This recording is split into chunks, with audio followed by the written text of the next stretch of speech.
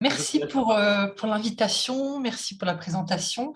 Je vais juste quand même rectifier une petite chose, c'est qu'on me présente souvent comme sociologue du travail, alors ce n'est pas déterminant par rapport à ce que je vais dire, mais je travaille essentiellement sur la sociologie de la santé, et effectivement, je suis souvent associée au travail, vous allez le comprendre assez rapidement aussi dans ma présentation, puisque quand on s'intéresse aux questions de santé au travail, on est amené à réfléchir aussi sur les organisations et sur les modalités du travail. Ce qui explique aussi que je ne suis pas spécialiste de l'évaluation, mais l'évaluation, je l'ai rencontrée de deux manières. À travers mes premiers intérêts de recherche qui concernaient les campagnes de prévention et l'analyse des consommations de drogue chez les adolescents. J'en donnerai quelques exemples, puisque on verra que quelle que soit l'évaluation, qu'elle soit sur un dispositif ou sur des individus au travail, on va retrouver des biais qui, moi, en tout cas, me questionnent. Et puis, quelques années plus tard, je me suis intéressée, sans pour autant abandonner la première thématique, à la santé au travail. Donc, c'est à travers cette santé au travail que l'élément de l'évaluation, comme un outil, alors je vais être assez dure avec la notion d'évaluation, puisque c'est un usage et un outil qui pose vraiment problème par rapport à la santé au travail. Donc voilà, ça c'était un petit peu le préambule, et puis je vais partager mon écran. J'espère que ça joue pour vous et que vous voyez bien le PowerPoint. Alors, première chose, alors je vais essayer de tenir compte plus précisément de ce que tu viens de dire, Christophe, parce que je n'avais pas forcément mis au centre cet enjeu d'invisibilité, je vais en parler, mais je vais essayer du coup de réajuster un peu mon propos. Première chose, je vais aller très rapidement sur ces préambules, puisque vous êtes bien plus spécialiste que moi de l'évaluation, donc je vais pas. J'ai pris une définition basique, voilà, de l'évaluation comme étant comme rappel de valeur et résultat d'une estimation. Autre préambule à avoir en tête, je vais également rapidement, on peut en discuter volontiers ensuite dans les questions et dans les débats qui s'en suivront, mais on voit aujourd'hui que tout est soumis à l'évaluation, que ce soit dans le monde du travail, dans le monde de la prévention, mais aussi de manière plus globale dans notre quotidienneté, hein, aller changer ses roues à tel garage, le lendemain, on a un questionnaire d'évaluation pour juger. Alors, toute cette mise en évaluation de notre monde quotidien interroge sur peut-être aussi la définition et les outils qu'on accorde à l'évaluation, puisqu'on va voir que, et on voit déjà d'ailleurs, que l'évaluation avec des smileys, comme on peut la voir justement à la sortie du garage ou dans les toilettes des aéroports, est-ce que c'est la même évaluation, par exemple, que l'on a sur des dispositifs comme Promotion Santé Suisse qui évaluent des campagnes de prévention, ou l'évaluation de mon travail à l'université, par exemple. Donc, on voit que derrière ce mot évaluation se logent aussi de nombreuses pratiques qui sont fort différentes et qui sont pourtant étiquetées sous le même label. Et puis, on voit également une omniprésence, j'avais presque mis au début une obsession évaluative dans tous les milieux professionnels aujourd'hui, qui englobe non seulement les dispositifs ou les fonctionnements, les structures, mais aussi les individus. On verra également dans un instant quelques exemples. Donc, je m'appuierai sur deux terrains, hein, donc les campagnes de prévention et ce que l'on voit en termes d'évaluation au travail, et avec pour questionnement et point d'angle, évidemment, la mission qui m'a été demandée par les organisateurs du congrès sur ces points aveugles et ces problématiques du coup que pose cette évaluation. Alors, l'évaluation, elle est multiple, on peut la saisir un peu de différents angles, donc c'était toute la difficulté en si peu de temps d'amener en fait quelques éléments. Donc, je vais aller, évidemment, je n'aborderai pas ces éléments, par exemple, c'est un choix de mettre de côté, mais ayez-les en tête aussi que un des points morts et un des angles morts de l'évaluation, c'est aussi souvent le questionnement de qui de qui et par qui elle est faite, ce qui change aussi beaucoup les outils et ce qui pose aussi beaucoup de problèmes. Mais je fais l'impasse sur cet aspect. Je développerai un tout petit peu, mais ce ne sera pas le centre de mon propos. Sur quoi et sur qui porte l'évaluation, c'est également un élément déterminant. Les finalités, évidemment, comme enjeu, j'aborderai un petit peu, mais je commencerai principalement, et ce sera la thématique un peu transverse de mon propos, sur les méthodes et les processus d'évaluation et comment est-ce qu'ils engendrent en tout cas quelques soucis.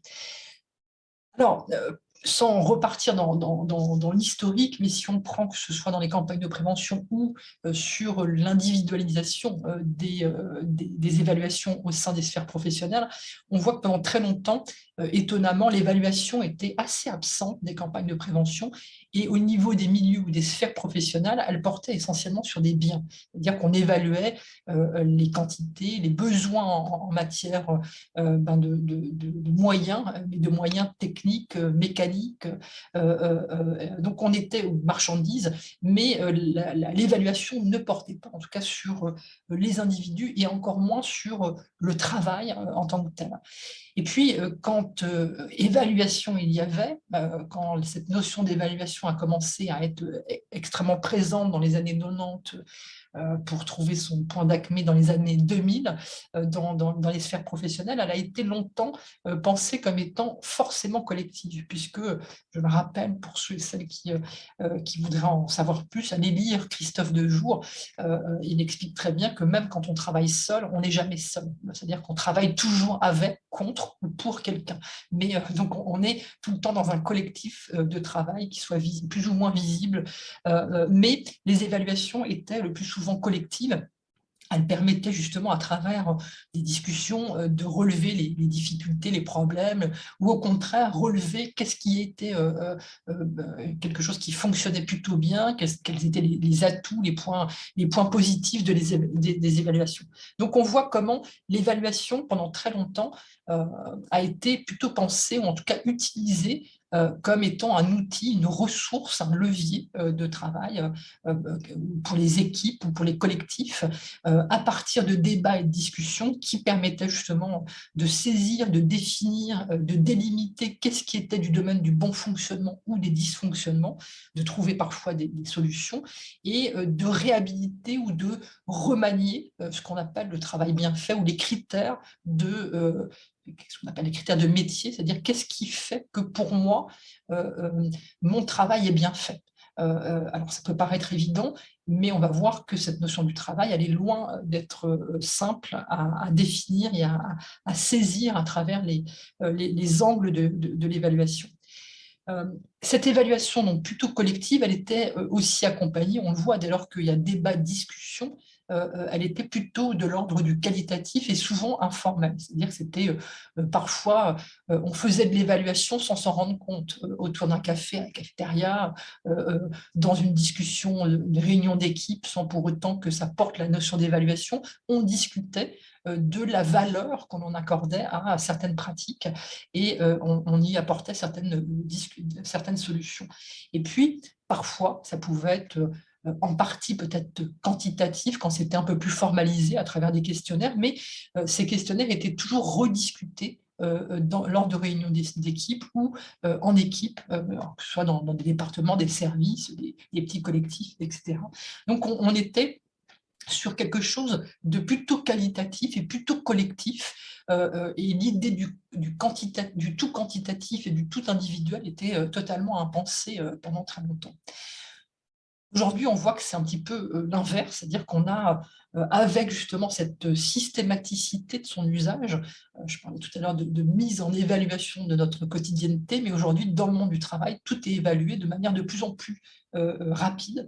C'est-à-dire que, pareil, les évaluations qui étaient pendant très longtemps annuelles, on voit dans certains secteurs professionnels qu'elles deviennent plus proches des évaluations trimestrielles que des évaluations annuelles. Et on voit surtout, élément important, qu'à l'époque où on discutait l'aspect collectif ou lorsque on faisait de l'évaluation qui ne portait pas son nom, on n'était pas encore pleinement ancré dans une société du tertiaire, c'est-à-dire avec de plus en plus l'usage du relationnel, de l'interaction, qui sort complètement justement de la visibilité pratique des questionnaires. Alors, cette systématicité et cette évolution de l'outil évaluatif, il s'observe à travers cette nouvelle maladie qui s'appelle la chiffromanie ou la quantophrènie. Je vous laisse le choix du diagnostic. C'est où on voit que cette obsession du chiffre, cette obsession de la quantité, cette obsession de la mise en mesure de nos rapports au travail est observable dans quasiment tous les métiers, mais particulièrement dans les métiers de service. Ce qui est un vrai paradoxe et ce qui est un vrai premier problème, puisque tout n'est pas mesurable, et encore moins justement dans les métiers de service. Et c'est un vrai paradoxe, c'est-à-dire qu'au moment même où on a un accroissement, pour ne pas dire une hégémonie des métiers de service, on a ce basculement vers une évaluation du tout quantitatif. Alors qu'avant, on était plutôt sur une évaluation du secondaire, c'est-à-dire de l'industriel, où on pouvait beaucoup plus facilement appliquer l'outil quantitatif sur le secteur industriel. Là, on est sur une inversion de logique, en tout cas, qui paraît assez surprenante et qui pose quelques problèmes. Alors, cette mise en chiffres, je dis,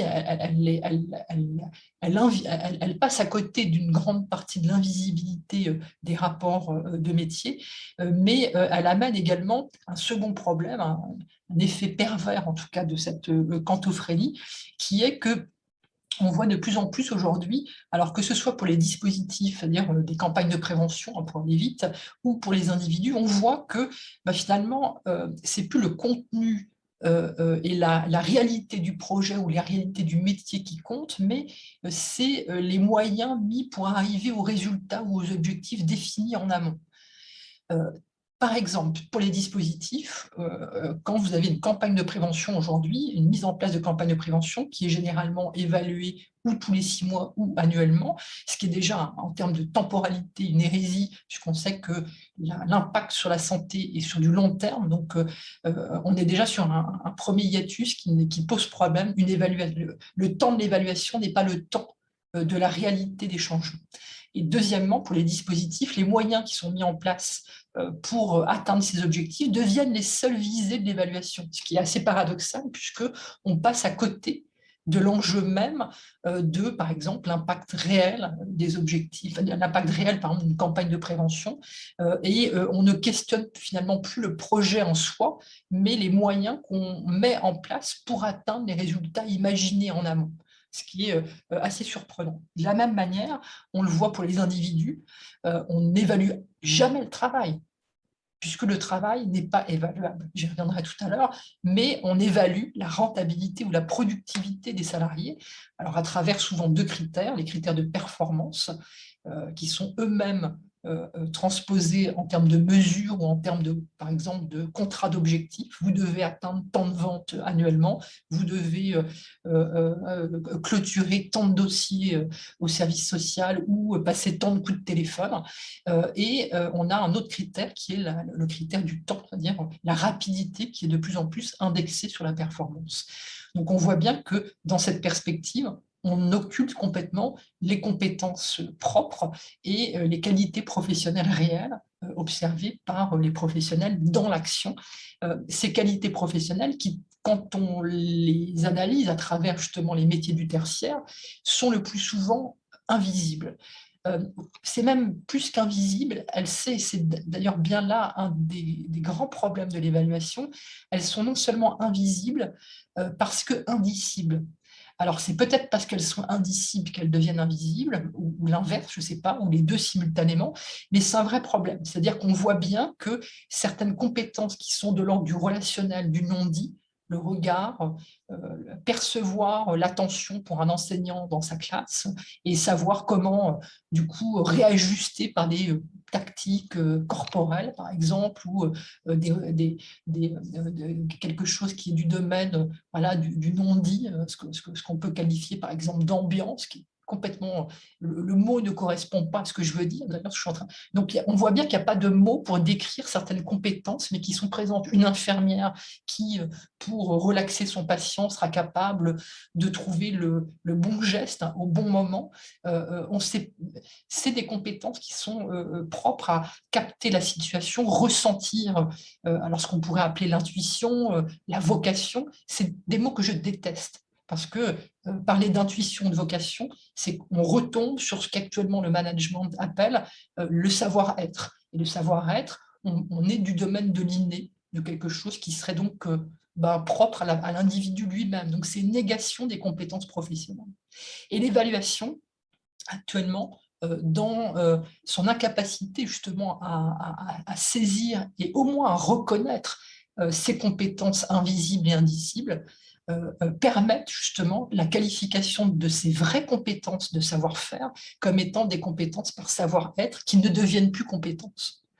Donc on est sur cette... On parle aujourd'hui, typiquement dans le management, quand je vous dis qu'on perd ses compétences, c'est qu'elles ne sont plus reconnues comme des compétences. Elles sont reconnues comme ce qu'on appelle aujourd'hui les appétences ou les dons ou les talents, comme le disent souvent certains managers. Donc, on voit bien que dans les deux cas, que ce soit sur des dispositifs ou sur les individus, on a réduit finalement l'évaluation à l'atteinte des objectifs qui sont fixés, prépensés au préalable, et puis sur les seuls procédés pour parvenir à ce qu'on souhaite atteindre. Donc, on voit bien que ça pose un vrai problème et c'est un vrai souci de cette quantophrénie et de cet usage uniquement objectivé le plus souvent de l'évaluation, c'est qu'on voit qu'elle ne permet pas la remise en cause, par exemple, du projet en lui-même ou des contrats d'objectifs prédéfinis pour le travail des individus. Donc, on voit bien que le cadre n'est jamais remis en cause, les cadres et les finalités ne sont jamais remis en cause, seules les méthodes pour parvenir au résultat, finalement, sont évaluées. On le voit récemment dans une campagne de prévention, par exemple, où actuellement, c'est systématique, puisque c'est une demande de l'OFSP, on pose des jalons, c'est-à-dire des objectifs annuels pour dire, on veut, par exemple, qu'il y ait 10% des jeunes de tel établissement qui est, grâce à la campagne de prévention qui est faite dans l'établissement, qui est décidé d'arrêter de fumer. Et puis, la deuxième année, on aura 20%. Et si, en fait, il n'y a pas ces 10% ou ces 20% la deuxième année, plutôt que de s'interroger sur finalement la cohérence du projet, pourquoi finalement il n'y a pas d'adhésion à ce projet, est-ce que le projet est finalement pertinent par rapport à la réalité des adolescents?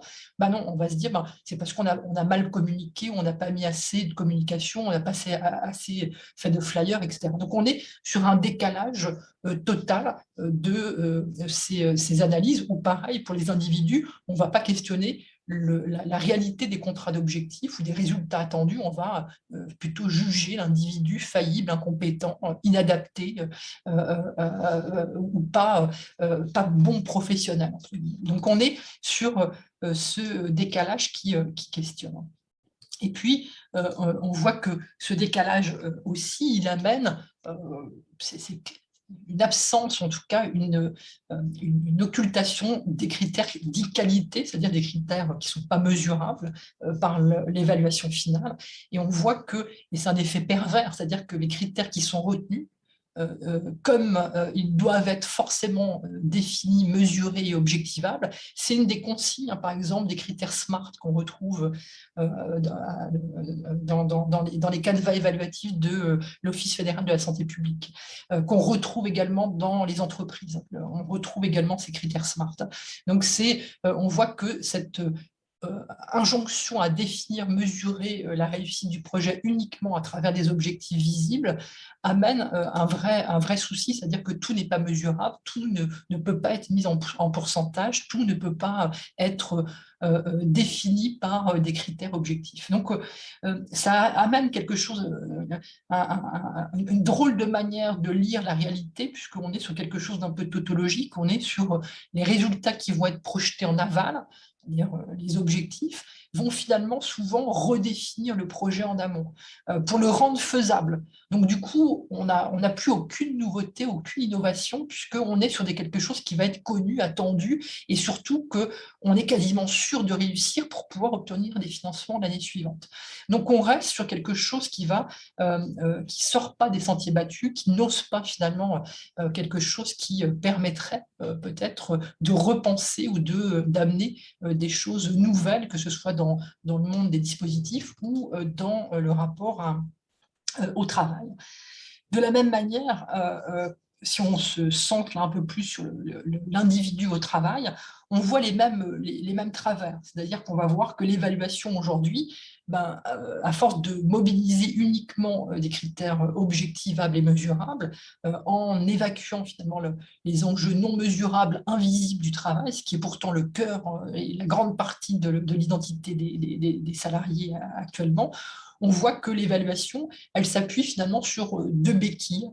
C'est la première béquille qui est la productivité, c'est-à-dire que l'évaluation devient un peu synonyme de la performance productive individuelle. Donc on voit qu'elle est transposée par exemple à travers, j'en parlais tout à l'heure, des contrats d'objectifs attendus, ou à travers des grilles standardisées, à travers des index de score par exemple. Voilà, on est sur ces types d'évaluation. Je pense notamment à un exemple que j'ai recueilli il n'y a pas très longtemps dans une grande enseigne de vêtements féminins qui commence par Z et qui finit par A, où les employés et les vendeuses ont un rappel à l'ordre à 17 heures. Finalement, c'est une espèce de flux tendu de l'évaluation où toute la journée, en fait, elles ont un code. Donc, quand elles enregistrent les ventes qu'elles ont faites, quand chaque vendeuse doit typer son code vendeuse pour faire le paiement des achats. Et une fois qu'elles ont fini à 17 heures, il y a un premier appel où il y a une évaluation immédiate qui dit telle vendeuse, elle est en dessous de ce qu'elle a fait hier ou la semaine dernière. Et puis, de manière globale, le magasin est en dessous du score attendu ou du chiffre d'affaires attendu pour la journée. Donc, il y a une mise en concurrence entre les vendeuses et il y a une mise en concurrence du magasin ou de l'enseigne versus le magasin de Berne ou le magasin de Lausanne, etc. Donc, on est sur un flux tendu de ce qu'ils appellent évaluation, mais qui correspond finalement uniquement à une perspective de rentabilité et de productivité, puisqu'on va mesurer l'évaluation, enfin, on va évaluer le vendeur uniquement sur le chiffre de ses ventes. Par contre, on va pas voir le conseil que la personne a pu donner à une cliente qui n'achètera peut-être pas ce jour-là, mais qui sera du coup contente du conseil qu'elle a eu et reviendra. Donc, et qui pourtant, là, pour le coup, fait partie du cœur de métier, de l'expertise, de la compétence de la vendeuse. Et ça, c'est pas du tout intégré puisque c'est difficilement convertible dans des rapports d'objectivation et de mesurabilité standardisés à travers justement ces évaluations en ligne. Donc, on est premièrement sur cet enjeu de productivité et deuxièmement, c'est aussi une nouvelle perspective de l'évaluation qui pose question, c'est qu'on évalue le travail du professionnel à travers la satisfaction du client. Et là, la même manière, c'est-à-dire que la satisfaction du client, ça n'a rien à voir avec l'évaluation du travail. Et pourtant, on prend cet indicateur de satisfaction du client. On le voit de plus en plus aussi, par exemple, je sais que nombreux d'entre vous sont justement des spécialistes dans l'éducation, mais on le voit également, c'est-à-dire que quand on fait une évaluation des cours, on a une satisfaction des élèves, mais on n'évalue jamais le cours.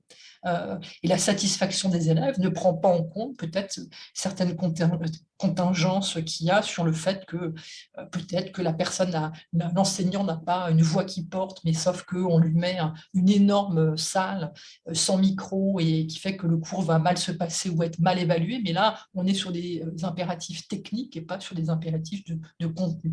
Donc, on a souvent des disjonctions entre ce qui est réellement l'évaluation et ce qui est étiqueté ou les éléments qui vont être inclus pour justement évaluer la valeur du travail ou d'un dispositif. Donc, productivité, satisfaction des clients.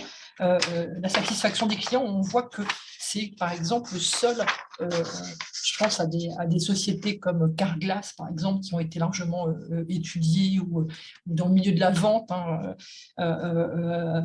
Europcar aussi le fait. Enfin, on sait que les commerciaux sont évalués quasiment uniquement sur leur vente, leur chiffre de vente mensuel, et sur corrélé à la satisfaction du client. Mais on n'analyse pas le contenu même de leur travail en termes de conseils, par exemple, ou de capacité à fidéliser le client. Ça, c'est des éléments qui ne sont pas intégrés, en tout cas, dans le système évaluatif.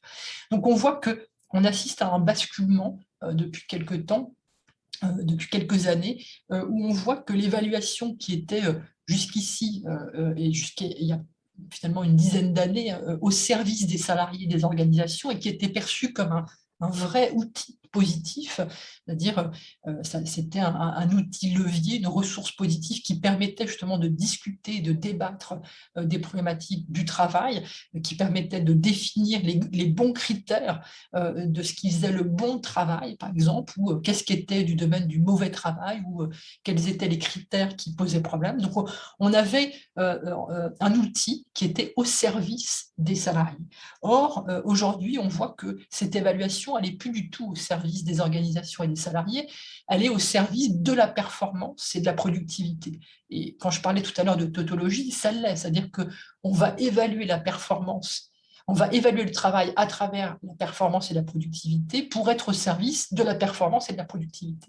Donc, on voit que cette évaluation, qui était une ressource, devient finalement un objectif en soi, une fin en soi, et ça pose également un vrai souci, un vrai problème, puisque on voit que c'est quelque chose qui rompt avec l'intérêt et la spécificité ou l'utilité de l'évaluation. Donc on voit bien que poser l'évaluation uniquement comme une fin en soi à travers justement le service de la performance et de la productivité, c'est passer un cap de plus sur le refus d'intégrer l'invisibilité du travail ou l'invisibilité des process de certains dispositifs, par exemple.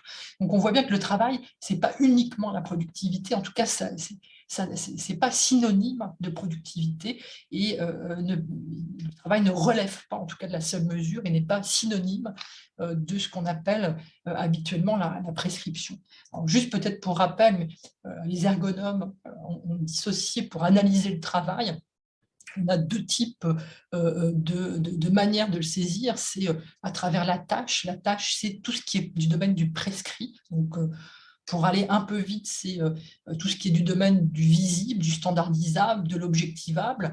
Et puis, il y a l'activité qui est finalement le réel du travail, c'est-à-dire c'est tout ce qui est du domaine des contingences, de ce qu'on n'a pas pensé, mais qui mobilise justement l'intelligence du salarié, l'intelligence au travail, pour permettre la fonctionnalité de l'activité. Donc, on est sur ce qu'on appelle souvent le prescrit contre le réel, où on voit que l'évaluation finalement se centre et accentue cette division entre ces deux perspectives, puisque l'évaluation tend de plus en plus, avec ce basculement d'une fin en soi et uniquement indexer l'évaluation sur la performance et la productivité, on voit bien qu'on réduit finalement le travail au prescrit. Or, le prescrit, ce n'est pas la réalité. Et on voit bien que ce prescrit, il n'intègre pas la qualité réelle du travail, puisque pour comprendre ce que c'est que le travail et sa qualité, il faut en avoir une connaissance de l'intérieur. Et cette connaissance de l'intérieur, elle passe par la confrontation à l'expérience, elle passe par justement le rapport au réel. Donc, peut-être pour illustrer ce que je suis en train de dire, c'est qu'on voit par exemple que ce qu'on appelle le faire, c'est-à-dire c'est quelque chose qui va être mesurable par des tâches, ne corrobore pas, par exemple, la manière de faire. Et la manière de faire, c'est l'activité, et c'est dans les interviews qu'on peut faire, en tout cas des salariés au travail, c'est ce qu'on définit souvent comme étant le cœur du métier. C'est-à-dire, c'est ce que je disais tout à l'heure, par exemple, la manière d'entrer en contact avec un usager, avec un élève, avec des parents d'élèves, avec des patients. C'est toute la gestualité qui va entourer un acte technique. C'est toute la délicatesse de l'engagement des corps. C'est des corps qui agissent, mais aussi avoir en tête les corps qui reçoivent. Donc, c'est Et c'est tout l'indicible qui entoure justement les métiers de contact qui montrent que faire et manière de faire ne renvoie pas au même type de savoir professionnel et donc du coup ne renvoie pas non plus au même type de critères d'évaluation. Ce que je suis en train de dire, je ne suis pas en train de dire que l'évaluation, tout est nul et qu'il faut tout supprimer, bien évidemment. Mais on voit bien qu'à travers cette vision ou cette logique, cette nouvelle logique de l'évaluation qui vise la productivité, la performance et comme un objectif en soi, ce que je disais tout à l'heure, c'est-à-dire qu'on fait l'impasse et on ne remet plus en cause le cadre ou la réalité des contrats d'objectifs ou des finalités. Et de la même manière, on occulte finalement la manière de faire qu'on pense comme étant secondaire, voire même impensée du coup. Or, c'est ce qui construit le cœur du métier et c'est ce qui est central, c'est-à-dire c'est un des éléments qui actuellement explique l'explosion des problématiques de santé au travail. C'est-à-dire qu'il y a une absence de reconnaissance symbolique de ce qui fait même mon identité professionnelle, mon identité de métier et la valorisation que j'accorde à mon métier. Donc c'est quelque chose d'extrêmement important puisqu'on voit une déconnexion entre ce qu'on évalue, donc ce qui va être reconnu par l'entreprise et qui ne correspond pas, moi, à mon identité de métier. Donc c'est un décrochage qu'on peut observer et un vrai souci. Alors, je pourrais vous prendre, Christophe, tu me feras un signe quand j'aurai plus le temps, mais je prends juste peut-être quelques exemples. À la Poste, par exemple, alors je pense aux travaux de Fabienne Annie, qui a beaucoup travaillé là-dessus, mais qu'on voit en France, mais qu'on voit exactement le même processus arriver aujourd'hui dans la Poste suisse, où on voit comment, par exemple, les employés de guichet à la Poste, leur cœur de métier à elles, c'est le conseil. C'est le conseil, c'est faire des paiements, c'est voir si le colis d'une dame qui vient déposer un colis pour l'envoyer au Tessin à ses petits-enfants, bon, est-ce que finalement il va résister au voyage, est-ce que finalement il est bien empaqueté ou pas, ou conseiller à la personne peut-être d'acheter un colis poste s'il y a besoin. C'est le métier des employés de guichet. Or, aujourd'hui, elles sont, et quand on leur demande c'est quoi leur cœur de métier, elles expliquent que c'est d'accueillir le client, c'est d'aller, dans le meilleur des cas, de ne pas faire attendre le client, mais surtout de répondre à ses questions et de le conseiller. Or, aujourd'hui, les employés de la Poste, elles sont évaluées sur quoi? Elles sont évaluées sur le nombre d'objets de vente de marchandises qu'il y a de plus en plus dans les centres, dans les bureaux de poste. En quelques années, on a vu les bureaux de poste devenir des vraies boutiques où des bouquins, des billets de loterie, des crayons, des porte-clés, des cartes d'achat Netflix. Bon. Et en fait, elles sont aujourd'hui évaluées sur la rentabilité des produits vendus, c'est-à-dire des produits connexes à la Poste. Et donc, on voit bien que l'évaluation, elle est complètement déconnectée du cœur de métier. Et ça crée des formes de dissonance cognitive, parce que être évalué sur ce qui ne correspond pas à mon métier, ça veut dire être reconnu sur ce que je ne suis pas. Donc, dans tous les cas, on n'est jamais content. C'est-à-dire que si on n'est pas reconnu, on dit bah oui, c'est pas très grave parce que de toute manière, c'est pas mon cœur de métier, c'est pas ça mon job. Et si on est reconnu, on n'est quand même pas bien à l'aise parce qu'on est reconnu sur des critères qui ne correspondent pas à ce que je souhaite faire. Mais c'est pareil, par exemple, j'en parlais tout à l'heure pour les travailleurs sociaux, où aujourd'hui, ils ne sont pas évalués sur leur qualité d'écoute ou le conseil, la manière dont ils vont accompagner. Et on voit bien là toute la difficulté, c'est impossible à dire tout ce qui se passe dans l'interaction. Mais ils vont être évalués sur le nombre de coups de téléphone qui vont passer, sur le nombre de dossiers ouverts, le nombre de dossiers clôturés, indexés à la rapidité. Et on voit bien que ce n'est pas ça le cœur de métier d'un travailleur social. Ou pareil, les infirmières, c'est l'exemple que je donne souvent, mais dans un grand hôpital parisien, il y a eu une expérience d'évaluation des infirmières, de leur qualité d'infirmière était évaluée sur des podomètres. On leur avait mis des podomètres au pied, et c'était le nombre de kilomètres qu'elles faisaient dans la journée qui indexait la qualité de leur travail. Donc, ou pour les enseignants à l'université, actuellement, plane l'idée qu'être un bon enseignant, c'est quelqu'un qui donne beaucoup de CTC. Donc, on marche sur la tête, c'est-à-dire qu'on a un décalage entre la réalité du travail et les critères qui sont mobilisés pour évaluer le travail. Je vois Christophe qui revient, alors je vais juste dire une dernière chose, si ça joue pour toi. Euh, Autre élément, ce sera mon dernier mot, autre élément qui est extrêmement important aussi à avoir en tête sur les effets pervers ou l'angle mort de ces évaluations telles qu'on les voit, en tout cas dans les sphères professionnelles, c'est qu'on voit que, alors j'ai mis sur le slide « on » entre guillemets, parce qu'il y a toujours une forme de déshumanisation, d'impersonnalisation, en tout cas, on attend de l'évaluation aujourd'hui un effet sur le comportement des individus. C'est-à-dire qu'on voit bien que ce basculement vers une individualisation du rapport à l'évaluation amène aussi du coup une responsabilisation du salarié. C'est-à-dire que dès lors qu'on vous évalue et qu'on vous donne les éléments de l'évaluation, sans pour autant questionner son contenu de l'évaluation, on attend du coup des transformations, non pas de l'organisation, mais de l'individu. Or, dans la plupart des cas, les difficultés ou les dysfonctionnements qu'on voit aujourd'hui dans les sphères professionnelles relèvent de structures managériales ou de quelque chose de plutôt systémique. Or, ça devient pareil occulté. C'est-à-dire que vous voyez, c'est un peu comme je le disais tout à l'heure, le fait qu'on évalue uniquement les fins les moyens pour arriver aux fins et pas du tout le contenu et la qualité du cadre, là, de la même manière, c'est-à-dire qu'on va évaluer uniquement l'individu et on va imputer la faute ou la responsabilité sur le seul comportement de l'individu sans jamais questionner les contextes de travail, sans jamais questionner l'individu. Et c'est un des effets aussi pervers qu'on voit aujourd'hui sur cette individualisation de l'évaluation avec ces critères qui restent quelque peu discordants. Donc voilà, je m'arrête là et merci beaucoup.